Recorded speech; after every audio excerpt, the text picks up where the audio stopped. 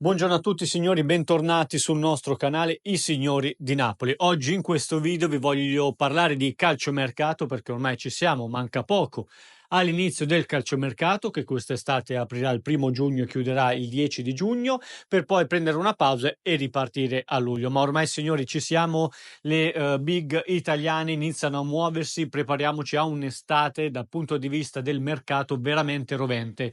Detto questo, oggi in questo video vi voglio parlare di due nomi pazzeschi che tra l'altro vi avevamo già anticipato che hanno trovato conferme nelle scorse ore dai diversi esperti di calciomercato come Di Marzio ma anche Pedullà.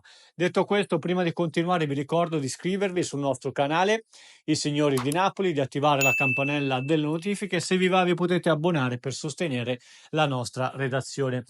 Allora, il Napoli quest'estate metterà a segno dei colpi veramente pazzeschi, in grado di far fare veramente un salto di qualità alla rosa del Napoli e De Laurentiis anche un po' per dimostrare che i suoi investimenti nel Napoli ci saranno e ci sono sempre stati. Anche un po' questi investimenti sono volti, come vi abbiamo già raccontato, per trattenere un Antonio Conte e dimostrargli quanto il Napoli, no, vorrà nei prossimi anni restare nell'elite del calcio europeo. Detto questo, del primo nome ve ne abbiamo già parlato e trovato conferma dagli colleghi di Sky nelle scorse ore. Il Napoli, signori, è su Kevin De Bruyne. L'aggiornamento clamoroso è che il Napoli è su Kevin De Bruyne già da quasi un anno. Il Napoli sta lavorando in silenzio a un colpo che avrebbe del clamoroso, un vero e proprio, sarebbero veramente fuochi d'artificio.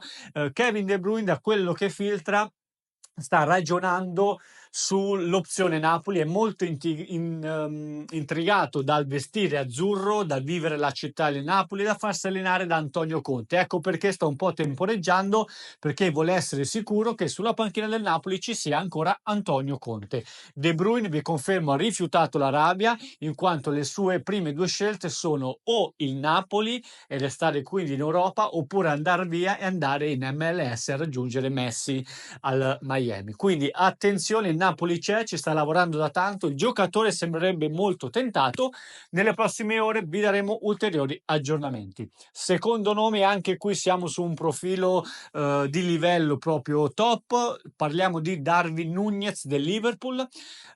Conte avrebbe chiesto lui ad Aurelio De Laurentiis, e giocatore che potrebbe arrivare per sostituire Victor Osimhen. Victor Osimhen tornerà al Napoli, non si fermerà ovviamente, al Napoli verrà pagata la clausola rescissoria, probabilmente quindi 75 milioni, andrà sicuramente in Premier League, togliamo la Juventus e ecco quindi che il Napoli potrebbe investire questi soldi o comunque una parte di questi per accaparrarsi Darwin Núñez, punta bomber che in Premier League o comunque al Napoli ha fatto un po' di fatica. Attenzione signori, perché sarebbe un colpo eccezionale. Pensate a un attacco Lukaku, Darwin Núñez, cosa potremmo fare. Detto questo signori, Kevin De Bruyne, Darwin Núñez, il Napoli è sempre più un Napoli europeo. Ditemi se vi piacciono questi nomi, se li trovate interessanti, se secondo voi sono fattibili. Grazie per essere stati con noi.